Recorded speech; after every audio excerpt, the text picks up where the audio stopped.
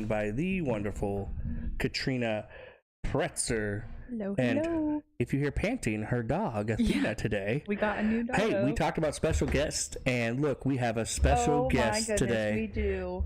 Wow. Not one that will talk to any of you. I mean, she might randomly. You might hear a yelp, and we probably won't edit that out. Well, not even one that I thought I was going to be receiving or getting, so that's also right.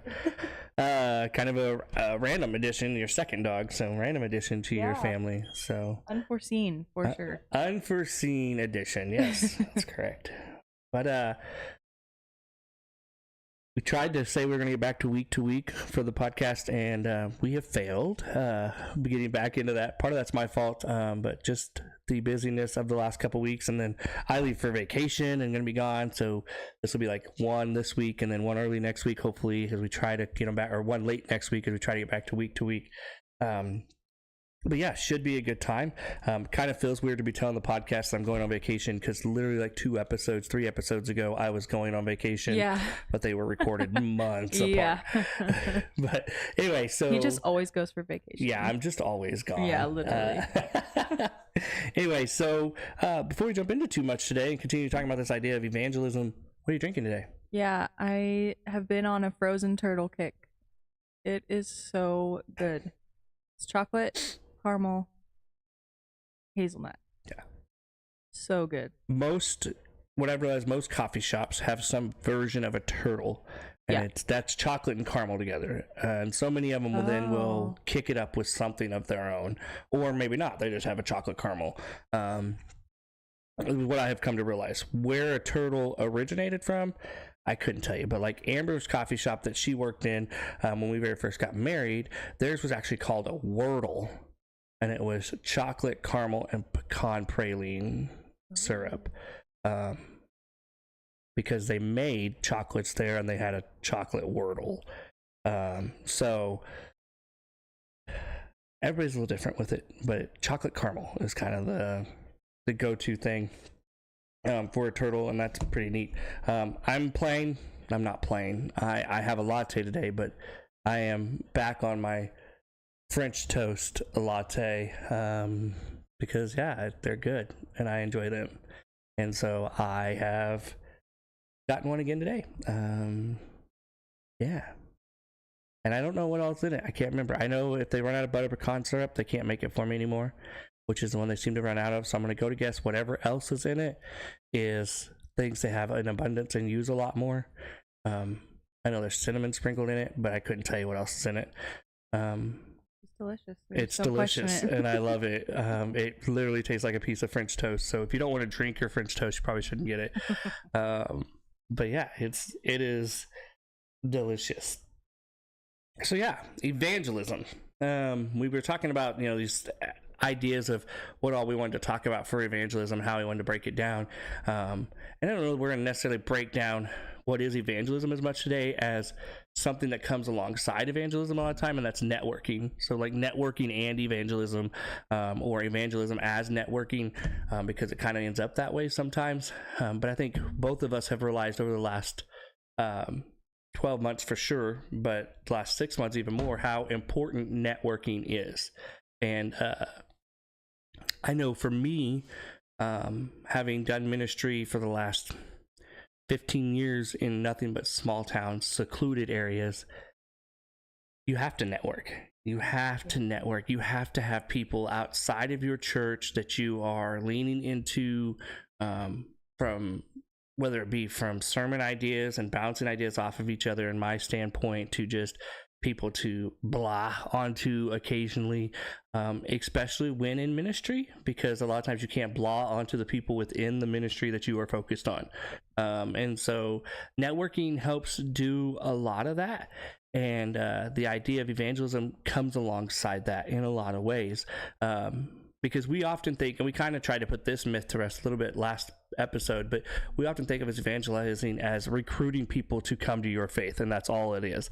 And that's not necessarily the case, right? Evangelizing goes so much deeper than that, and it's a word within the Christian faith that we have tend to become a little scared of, right? We can't can't evangelize right now. And it's like, no, you can just do evangelism. It just can be part of you and what you're doing, in the way that you present yourself and the message of the gospel.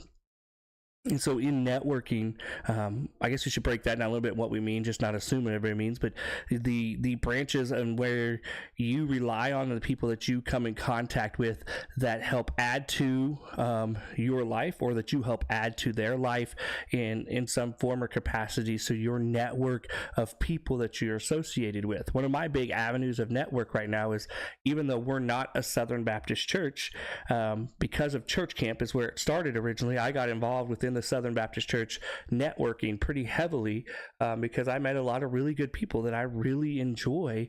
And so I do a lot of their conferences. Really a guy that I have kind of taken on as a mentor, his name's Andy Miller. He is a big part of the Southern Baptist Church, and he's part of Church Forward, and he has really been pouring into my life in a very tremendous way. And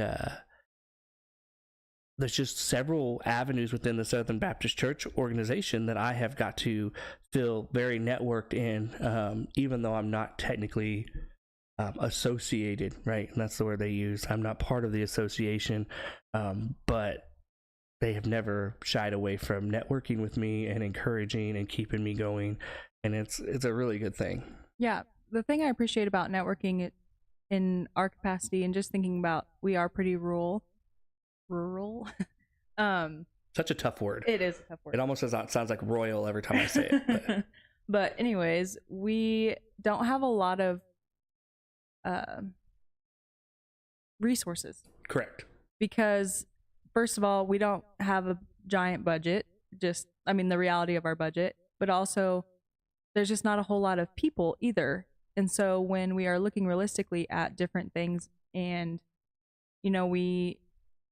something that happens, I went to school in Manhattan, so I'll ask churches, the people that I know at different churches in Manhattan, Kansas, what do you do for this and this? And they say, and I'm like, yeah, there's no way.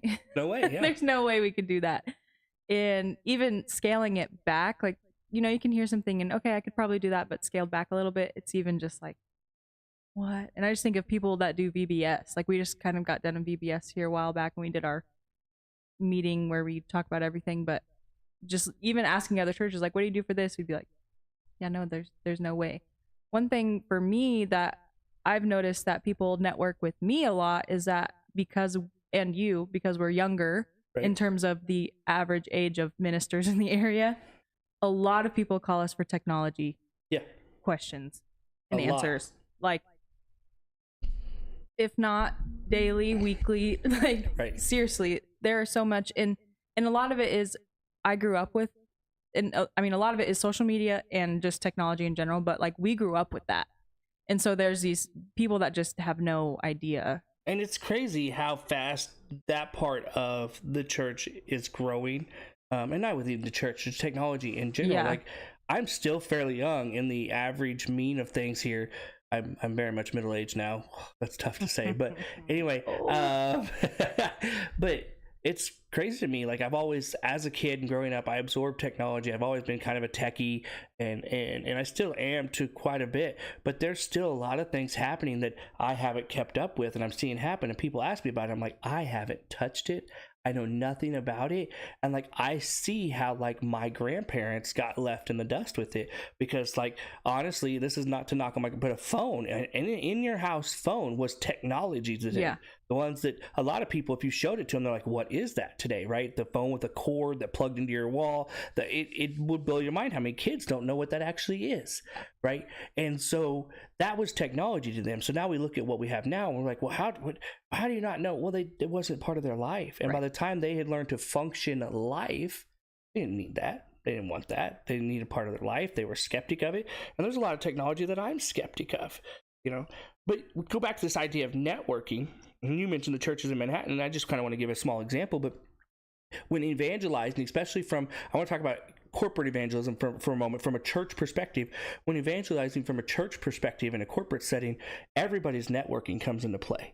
Right, everybody, all the outreaches that every person involved in a situation has, right? And a couple of those, we'd go back to VBS. VBS allows us to evangelize to children, and maybe even to some adults that come in and help, but it gives us an opportunity to evangelize.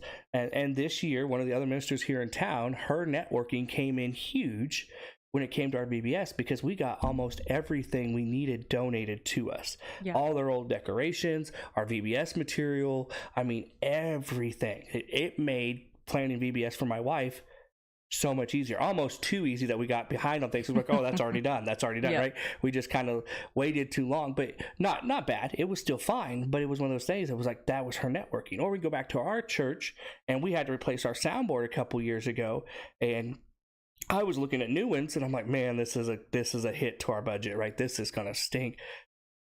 Your networking, solved that issue for us in a mighty, mighty way. And did we really evangelize a whole lot through that? Maybe not, but has it changed the way that we can locally evangelize?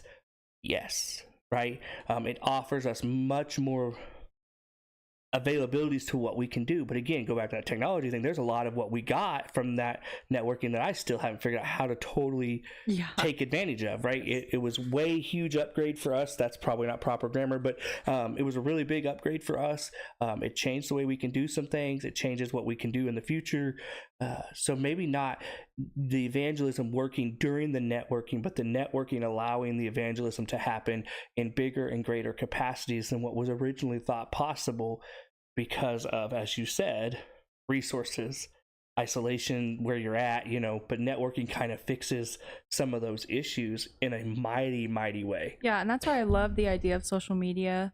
I'm the first to tell you, I'm not a big social media fan personally, like on my personal page, because one, I scroll too much and just get doom scrolling. I get into doom scrolling and I just can't get off. But that's probably one of my favorite phrases that's going around right now. Doom scrolling. But I can't stop, so I don't know. But one of the things is, when I was graduating, one of my really close friends who is a professor at MCC, she added me to this worship leader group. And first of all, I never was really part of groups on Facebook, but now I love it. If I get into something, I'm finding a group on Facebook. I don't know what it is, but it's literally just people being like, how do you handle this? Or a lot of the time it's like, does anyone have a chord chart for this song, this specific song? Does anyone have a violin part for, around, especially around like Christmas time, we'll see a lot of, does anyone have a saxophone part or a violin part for this specific song? And so many people are commenting like, yep, here you go. And it's just so amazing that, and I think you're totally right when we think about the specific event where, we went to this church, because basically the story with the soundboard is that I was a part of church that merged. So then they had two equipments, because two churches merged of the same exact soundboard that I learned and my husband learned how to do all of that on. And so I contacted them. Well, actually, they had like an online garage sale, and I saw the soundboard, and I was like, "Hey, right, how much you want for that soundboard?" And they're like, "Well, for you, this price." Right. And that was amazing because, a big part was our budget, and our analog board was going out, and we were like, we're gonna have to do a fundraiser. Right. We're gonna have to do a thing. If you're a techie in this group, we moved from a very old analog board to a pretty high tech digital board. So we made a huge jump. Yeah, so like in that instance when we went to Manhattan, I drove up. I went and then I got you, but Abby was there too. I don't know. Right. Yeah, I don't remember the full situation, details. But like that, in that instance, we weren't evangelizing to the person that gave us. Your van broke down on the way up. Oh yeah. Yeah. That is what happened. That's a bad story, but that's what happened. Yeah, I remember now. But yeah. In that instance, we weren't evangelizing to Dave, who we were picking up the soundboard from, but all of the stuff we've been able to do now, and I'm able to give my sound people, if there's not a big team up, I get to give them a break because my iPad can now connect to the soundboard and I can adjust that way. Right. And so there's just ways that, since we've upgraded different things, we can allow either rest through different things, or it helped us be able, like, you can kind of teach easier to me because I'm so techie. I can teach easier on a digital board because that's what I knew. Well, and it just goes back to the first episode of this series, that you have to change your idea of what evangelism looks like too. Like some of these simple things that we're doing now that we have that board is still evangelism in a mighty way, right? It changes the way, opens doors for other people to be a part of it. Which, if you're listening to this and you're like, I have no desire forever to touch the soundboard at our church, great. There are people that really want to. That's what that tech stuff and that being a sound engineer, the big word here, is like what they want to do, right? And so it's a passion of theirs, and we've opened doors and avenues to make them feel like this would be something they even more want to do because they get to play with cooler stuff, you know, and it's a big thing like that. And so like this idea of networking, and you said it with social media, that has changed just drastically. But there's also, and I want to talk about this and play devil's advocate for a minute. There's a negative side to networking too, right? And we have to be careful where that network goes. The negative side I want to give an example of goes back to social media too, but this is not to knock social media. But when I very first became a preacher, I joined a group too on Facebook that was like pastors and something of the Christian churches, right? And because I'm an independent Christian church, I've been non-denominational pretty much my whole life. I spent for 3 years in a Disciples of Christ, but they were wanting out of Disciples of Christ originally. Anyway, long story short, I've been in non-denominational churches my whole life, and this was preachers of the non-denominational churches. And I was like, oh, this sounds great. Let's, as a part of it, well, the same type of questions kept coming up over and over. And a lot of them went back to, do we offer live instruments in church? Because Churches of Christ were part of this group, or baptism, or, and these conversations would cause like arguments. Like as you read through these comments, you could see the fury and anger in some people as they talked about this. And to me, that's not healthy networking. No. Right? There was not, I think I've left that group, or I've just muted it, one of the two. Because there were times, like you said, with the worship groups, that it was great. But there were people so hardened in their idea, and they couldn't have a conversation about it. And it's like, this isn't healthy. This is not healthy networking. This is not getting us anywhere. And it would never fail that the same 3 or 4 people, we call them trolls on the internet, right, would troll that group and ask that question again. In the same format, just to get everybody fired up, and then would poke the bear the whole time. Like, this is not healthy. This is not okay, right? Which means the group probably just needs to be better moderated and controlled or whatever. But the thing is that it brings up this good example of we have to pay attention to our networking too, and not just from a social media standpoint, but from a personal and public standpoint.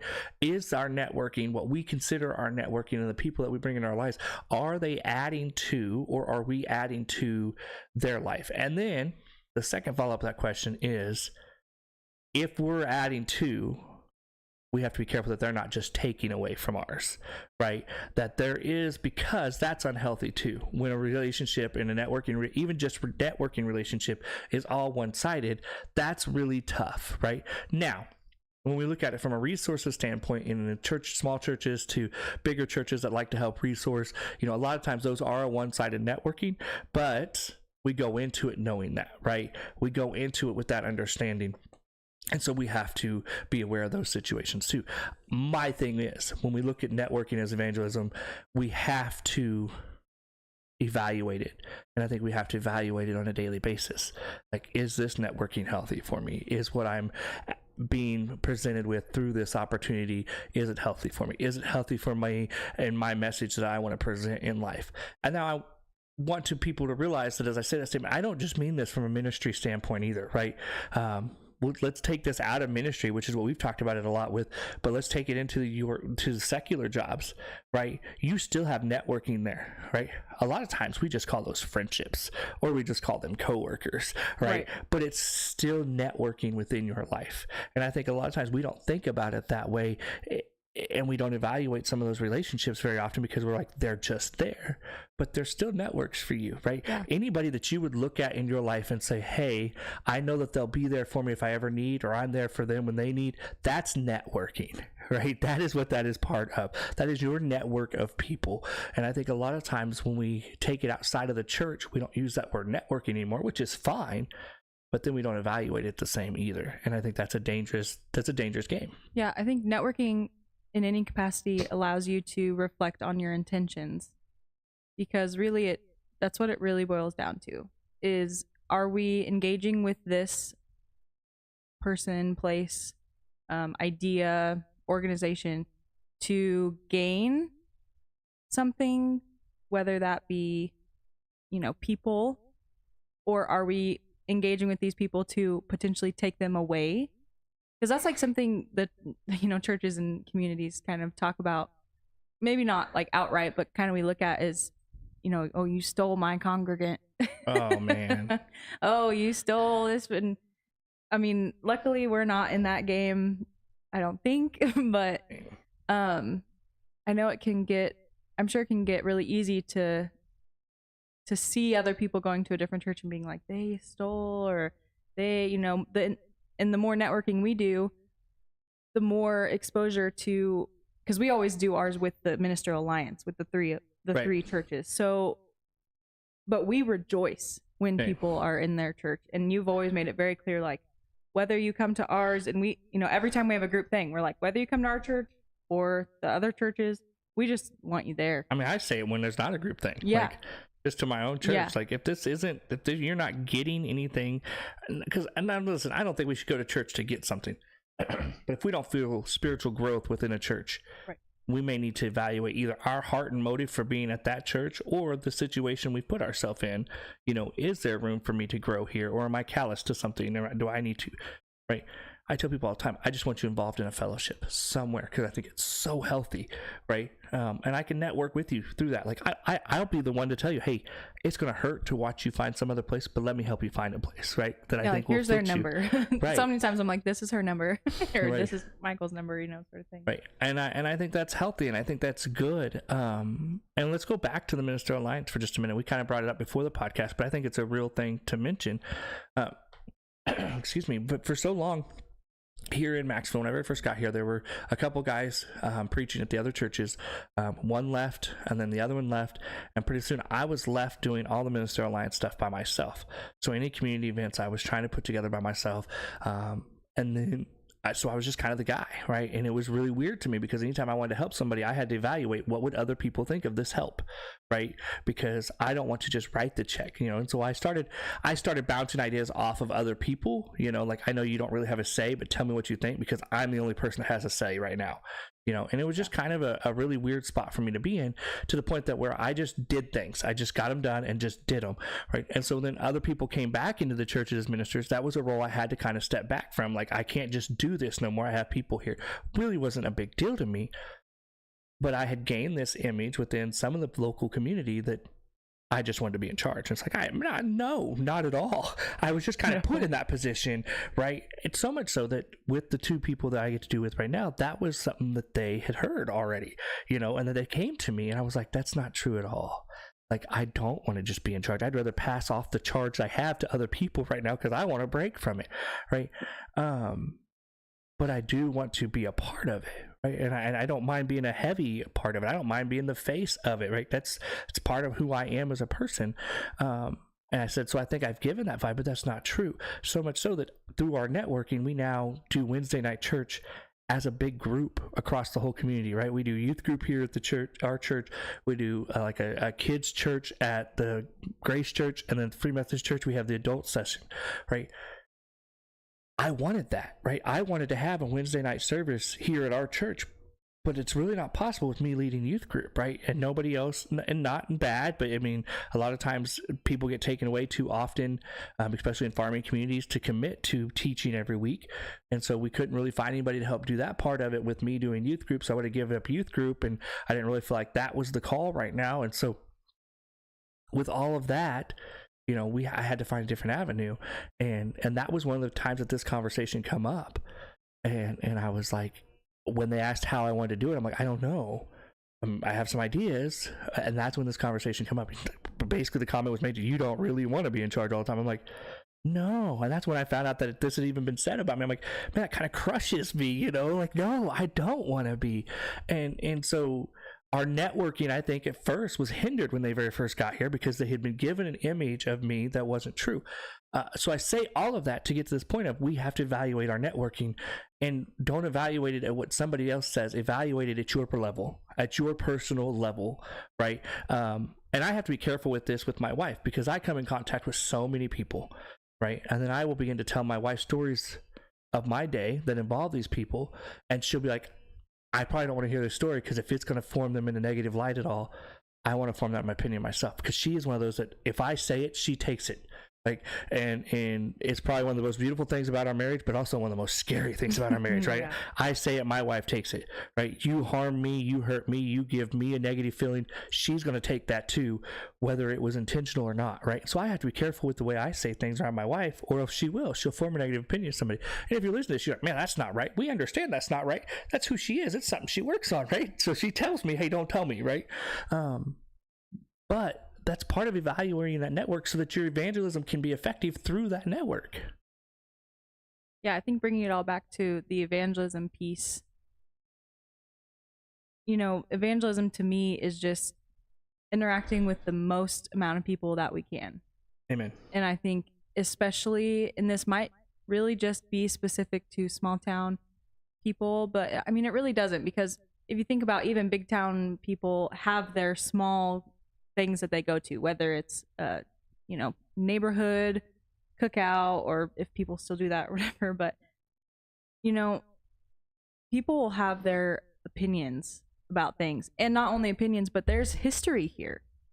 And so maybe we've been ministering to a family that has been hurt by people in our church in the past, and we've been ministering, and all of a sudden this new person comes in, and she just meets them, and they're automatically like, yep, I'm going to her church. That can seem on the surface really hurtful, because it's like, man, I've been pouring into you, and I've been doing this. But through networking, they are in a place where they feel the most safe, and they can, we can tell them through, because a lot of the times, we form friendships with people, but then there's not like a ministry aspect, Right. like in a small town kind of thing, is like, we're friends with everybody, but, well, I hope we're friends with everybody, but like, they don't actually come to our church or whatever. And so then, it's just been really amazing to me to watch the people go to this other church, when that's all we want to see. That's what we want to see, people in church. That doesn't mean people in my church. Do I love seeing new faces, and I love leading people to the throne room and praising God? Yes.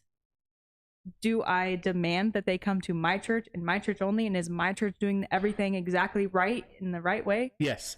Oh, no, I'm just... No. To the best of our knowledge and ability, sure, but maybe someone doesn't like doing communion every month or every week. Right. Maybe they like doing it monthly or whatever, which I think all the other churches do it weekly, but I think it just is amazing, like networking and hooking them up with the other people. 100%.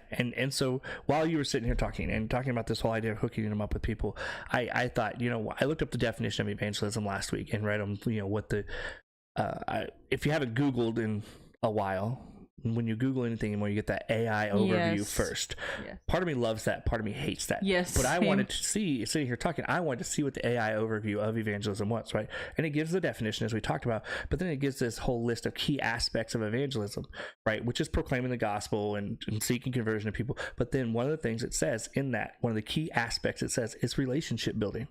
Effective evangelism often involves building relationship with others, listening to their perspectives, and sharing the gospel in a relevant and engaging way. And it's like, that's what we're talking about with this network building. I mean, we have to build relationships and network in order to more effectively evangelize, from the perspective of, I don't always connect with everybody from the pulpit, right? I don't always connect with everybody from my leadership standpoint within a church, right? I'm not the shepherd they need, and that's fine. I'm okay with that. I grew up knowing very effectively, because I wasn't the most popular person at all times. I was sometimes, but not all the time, right? Which made me realize that not everybody likes me, and I'm okay with that, right? I'm okay with that. I think God has placed me in a place that I can be effective. I think we are doing ministry well, but that's not effective to everybody. And so I have to have a network to lean into to say, hey, I understand this isn't working for us. I still want to see you know Christ. I still want to see you have a relationship with him. Can I connect you with other people that might be more effective for you, right? And I'm okay with that. Like, I am 100% okay with that across the board.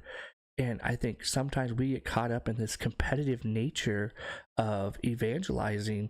And can I tell you that AI overview never said competition anywhere in the word evangelism? because it's not supposed to be, right? This message and this ministry we have is not supposed to be a competition. Yeah, and I think just from personality point of view and looking at the 3 different ministers in our community alone, they are vastly different. And it's so amazing that we work so well together. And I'm not necessarily part of the Ministry Alliance, but I get to sit in on the meetings and take notes and give my opinion, and it's usually welcomed and taken into consideration. But the people in our community or in the alliance are so different. We have one guy that's 60s, super chill, laid back, just super chill. And then we have Teresa, who is amazing, and I love her, and she's so high energy, and she's older too. Well, no offense, Teresa. She's grandma too. She probably listens to this podcast. Yeah, so I'm like trying to watch what I say. But she's so high energy and so excited. Like, she is, when I think of someone who is on fire for God, right, she is like on fire, and she is spreading a wildfire, and it's amazing. And then we have you, who's like a somewhat good mixture of both of them, right, honestly. Like, right. I mean, high energy, but when it comes to ministry, you're pretty focused, right, and it really like on point. Although we do get into like the meeting should be probably 45 minutes. Yeah, but, the meeting should be 45 minutes. I always block off an hour and a half just because we end 100%. Up talking.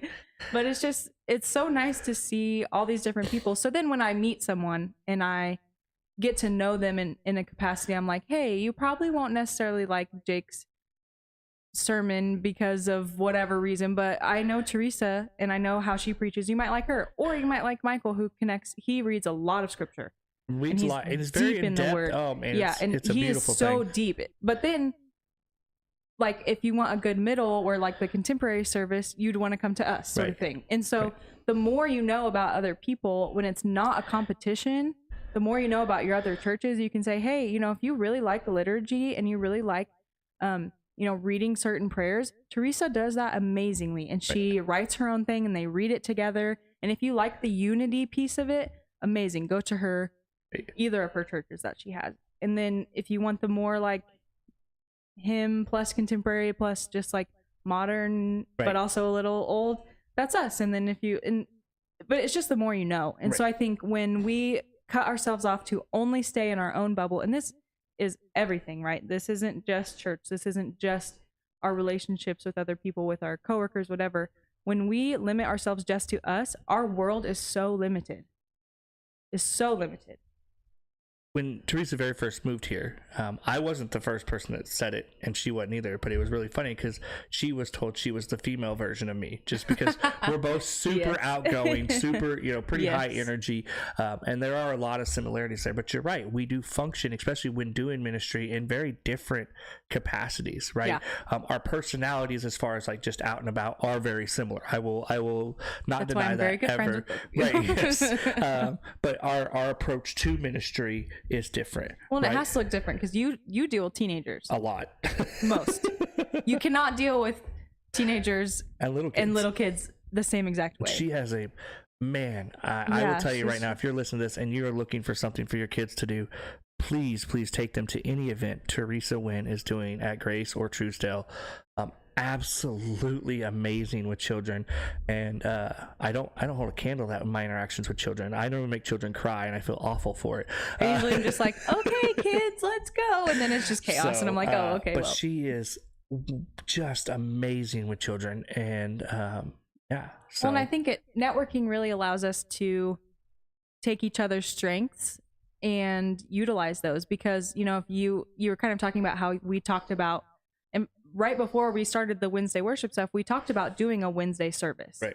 But no one was really in the right capacity or mindset to work with kids, because it's a lot. It people that work in children's ministry, y'all are amazing blessings to the church, because I could work with adults all day and with teenagers, and you think, you're coming home from work and then you go straight to the church and you're dealing with these teenagers and kids, but kids are wild. They have energy, endless energy, and we're showing up like 5 copies in at this point.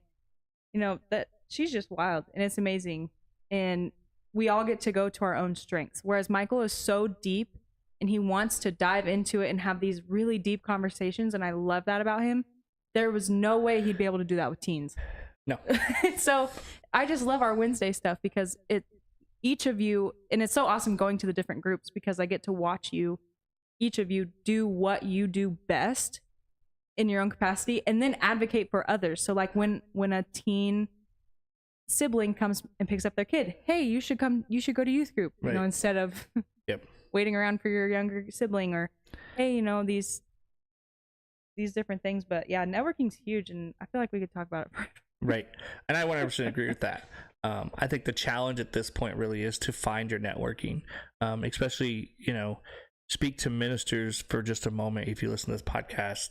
And I will shout out the Rural Pastor Podcast once again, because it is a huge podcast on helping rural pastors understand what isolation looks like and loneliness and those things. Networking is important. It is so important. If you haven't sat down and had a personal conversation with me lately, one of my big things right now is not just burnout, but watching ministers leave the mission field. Not the faith, because I know a lot of them who are still very faithful and very active in church, but they've left the mission field from full-time ministry because of loneliness, isolation, burnout, just all these different things that I think a lot of it can be solved by having a good network of people in your life. You know, there are other things that need to happen too, do not get me wrong, but a lot of it can happen because of networking, right? You can find avenues for all the other things that need to happen too, right? There's doors that can be opened through that. And so to speak to that heart for just a moment, because that is a huge thing in my heart right now, find people to lean into, find people to rely on, find those moments in your life that you need those help, and be willing to reach out to somebody. It's huge. Yeah, and I think on the other side of that, if you're listening to this as a congregant, and we watch our pastors, and this is my big thing, is I am very good friends with a lot of people in ministry, and so I am constantly making sure that they are okay. She and not feeds just me a lot. Yeah, you get fed, but you also get check-ins, and you also get, like, especially during track season, and you were coach, I was saying like, hey, are you sleeping? Are you resting? Like, or you would ask me to do something, I'd be like, no, you're taking the day off. Right. and taking things from your plate, to not forever, right? But just especially during busy seasons of being like, I'm going to take this for right now. My proverbial plate, stay away from my food. Yeah. No, I'm not touching your plate. I'm not doing it. But, yeah, just looking at our pastors and our people in leadership and being like, okay, what do you need me to take right now? Amen. Because it is so easy. And I mean, we talk about this all the time. It's so easy to just keep accumulating and accumulating and accumulating. And some of it you expect, like you're kind of expecting to do the track thing, but then all of a sudden it was like, oh, I'm actually doing this. Yes. Oh, and now I have both junior high and high school. And oh, I have this. So it's like, okay, I'll take this for a little bit. And then when people do enter back into these spaces, because that's the goal, right? Is we don't want to just like have people removed from volunteer or leadership positions and then just never show up again. But when they do come back, they know that they have a foundation and a platform to say, hey, I am getting a little burnout. Let's take a break for a minute. And that it's okay. And to create that environment where it's like, yeah, take a break. Right. Like, I mean, we'll talk about you personally for a moment here. That whole aspect happened with our children's church program here the month of July. Yeah. And Katrina came to me and said, I need a break for the month of July. And I was like, okay. And so I reached out to the first couple people I knew that maybe could help us out. And they're super busy this month too. And so lo and behold, I just said, okay, well, children's church, we're going to take a break for July. We used to take a break for the whole summer. Like children's church used to end for the whole summer. Right. So we've come to a point now where it was just July, and I'm okay with that. And I think we in the church, especially with certain programs, we get so caught up that they have to happen. It's like, that's why burnout happens, because we can't say, hey, let's take a break. Why? Because the people organizing what we're doing need a break, right? And that's okay. I haven't heard one bad thing about not having children's church, right? I think their parents are like, oh, I need these children out of here. But it's fine. It does take an opportunity to say, hey, this is a big job. Right. And I think it comes back to the children's ministry every time. But it's a lot, okay? It is. And I love our kids. Love our kids. we have some really high energy kids right now. We do. And it takes a lot, and especially I think it would be a lot easier if I wasn't in as much utilized within the rest of the service. But when I am personally in every aspect of the church service besides the sermon, it is harder for me to then give my full energy and attention to these kids. When I've shown up at, usually I'm here by 8, I try to be here by 8:30, 9 o'clock. Right. And then I'm like focusing on this. I'm, making sure that all the stuff's lined up, and then I'm leading a Sunday school at 9:45, which I've been epically failing at, but it's fine. And then 10:45 is coming, and then it's like, okay, now it's showtime. This is like lock in, and then I have to lock in even harder because I've got these amazing. I mean, they are so cute, the little boys. I mean, I love them so much, but they are so high energy, and they always are trying to pull one over on me. Yeah. And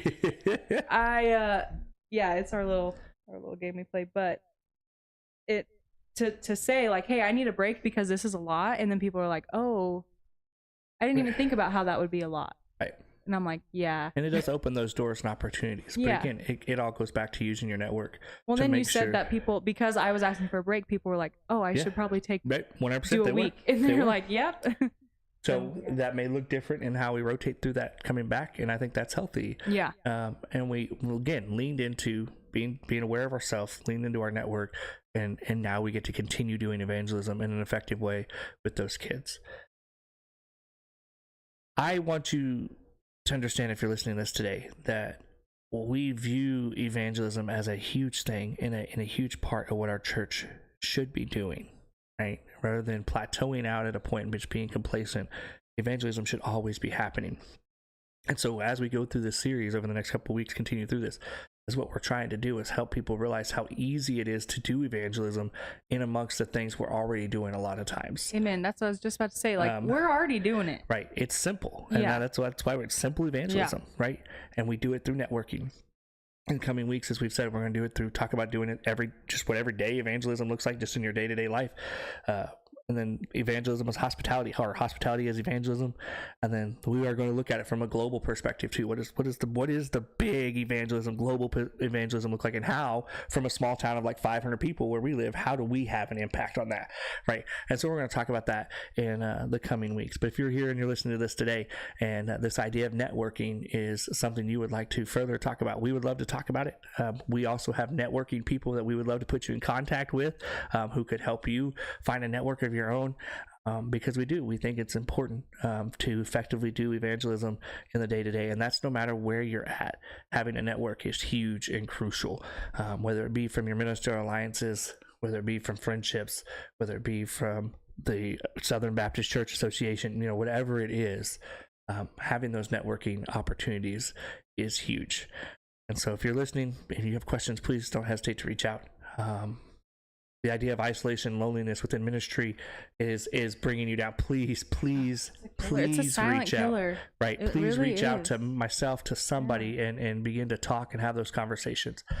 We would love to visit with you. You can always find us here on the podcast or on Facebook at Maxville Christian Church, or on YouTube at MCC Pastor. Any of those avenues are available for you to reach out to us and visit with us. If you're local and you want to come see us on a Sunday morning, Sunday school's at 9:45. Worship service starts at 10:45. We would love to shake your hands, meet you, love on you, and encourage you, and walk through worship together as we glorify a wonderful, amazing, living, breathing God together. If you need any of those things, please don't hesitate to reach out to us. And thank you for joining us today.